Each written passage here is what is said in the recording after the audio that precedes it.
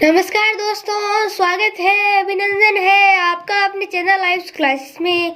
कैसे हो सब? सभी स्वस्थ मस्त जबरदस्त होंगे। तो साथियों, आज हम पढ़ने वाले हैं हमारे विज्ञान विषय के छठे पाठ, जिसका नाम है भौतिक एवं रासायनिक परिवर्तन।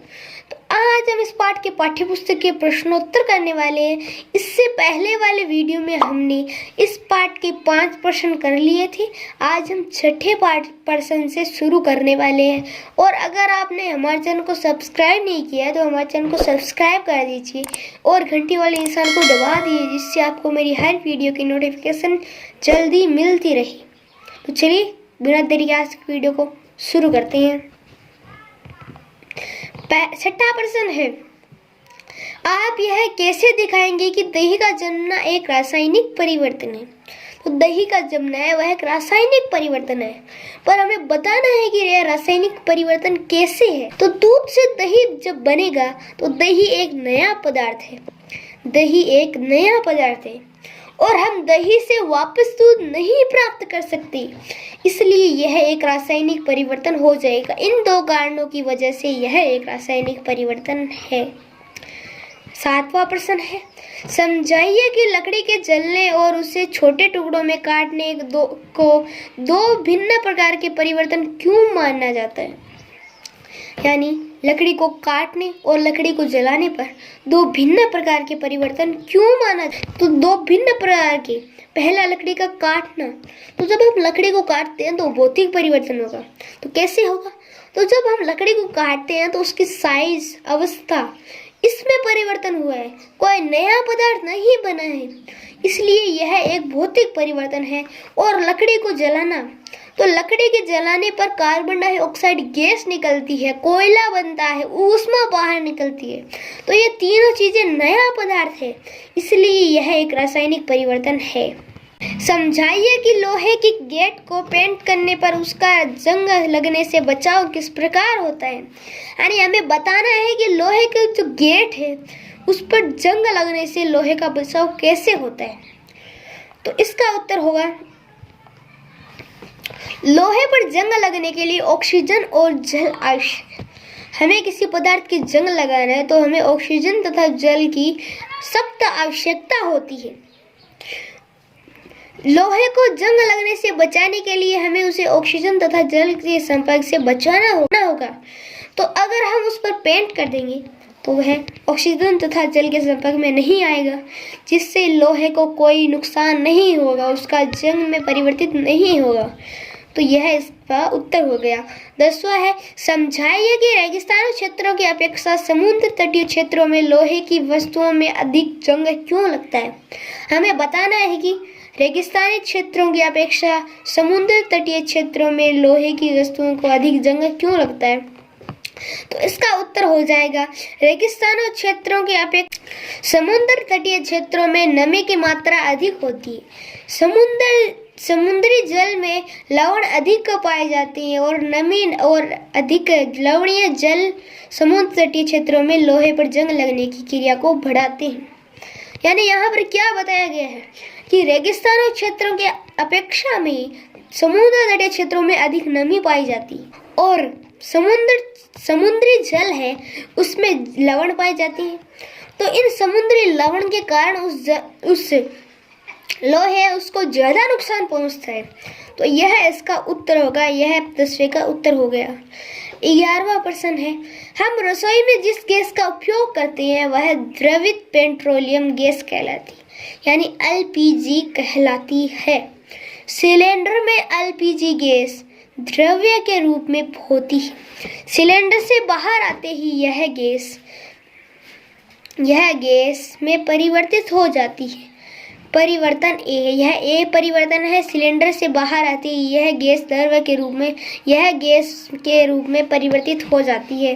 बी है, फिर यही गैस जलती है। तो हमें बताना है कि इन वाक्यों के संबंधित यहाँ पर 4 ऑप्शन दिए हैं, यह कौन कौन से हैं। तो प्रक्रम ए है, एक रासायनिक परिवर्तन है। प्रक्रम ए रासायनिक परिवर्तन है। प्रक्रम बी रासायनिक परिवर्तन है। प्रक्रम ए और बी दोनों ही रासायनिक परिवर्तन, या इनमें से कोई नहीं। इसका उत्तर हो जाएगा प्रक्रम बी रासायनिक परिवर्तन है। जीवाणु जैविक अपशिष्ट पदार्थों को अपघटित कर बायोगैस बनाते हैं। जीवाणु है वह अपशिष्ट पदार्थों को अपघटित करके बायोगैस बनाते हैं। परिवर्तन ए यानी जो जीवाणु है वह जैविक पदार्थ को अपघटित करके बायोगैस बनाते हैं। परिवर्तन बी फिर जैव गैस ईंधन के रूप में जलाई जाती है। तो यह सेम ही प्रश्न है, 11वां और 12वां सेम ही प्रश्न है। तो प्रक्रम ए एक रासायनिक परिवर्तन है, प्रक्रम बी एक रासायनिक परिवर्तन है। प्रक्रम ए और प्रक्रम बी दोनों ही रासायनिक परिवर्तन है, यानी इनमें से कोई नहीं। तो इसका उत्तर हो जाएगा प्रक्रम ए और बी दोनों ही रासायनिक परिवर्तन है। तो एक बार हम फिर से रिवीजन कर लेते हैं। हमने यहाँ से शुरू किया था, आप यह कैसे दिखाएंगे कि दही का जमना एक रासायनिक परिवर्तन है। तो हमने बता दिया था कि दही से हम वापस से दूध नहीं बना सकते और दही एक नया पदार्थ है। समझाइए कि लकड़ी के जलने और उसे छोटे छोटे टुकड़ों में काटने पर दो भिन्न प्रकार के परिवर्तन को क्यों माना जाता है। तो इसका उत्तर हो जाएगा पहला तो लकड़ी को काटना यह भौतिक परिवर्तन है, क्योंकि यहाँ लकड़ी की साइज में परिवर्तन हो गया लेकिन नया पदार्थ नहीं बना है। लकड़ी को जलाना, तो लकड़ी को जलाने पर कोयला, कार्बन डाइऑक्साइड और ऊष्मा बाहर निकलती है, तो ये तीनों नए पदार्थ हैं, इसलिए यह एक रासायनिक परिवर्तन है। समझाइए कि लोहे के गेट को पेंट करने पर उसका जंग लगने से बचाव किस कारण से होता है। नहीं आया, वह ऑक्सीजन तथा जल के संपर्क में नहीं आता है, इसलिए उसका बचाव हो जाता है।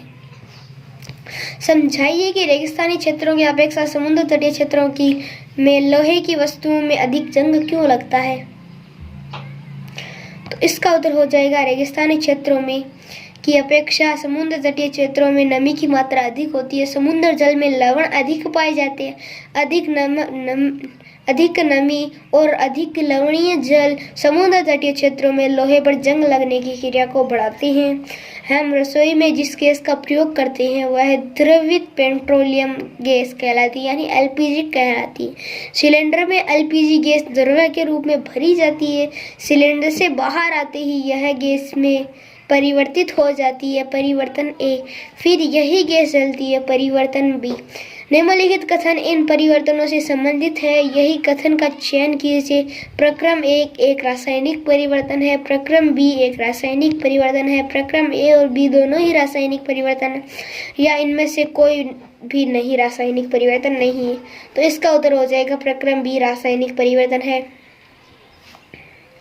जीवाणु जैविक अपशिष्ट पदार्थों को अपघटित कर बायोगैस बनाते हैं, फिर जैव गैस ईंधन के रूप में जलाई जाती है। तो यह परिवर्तन ए और बी है।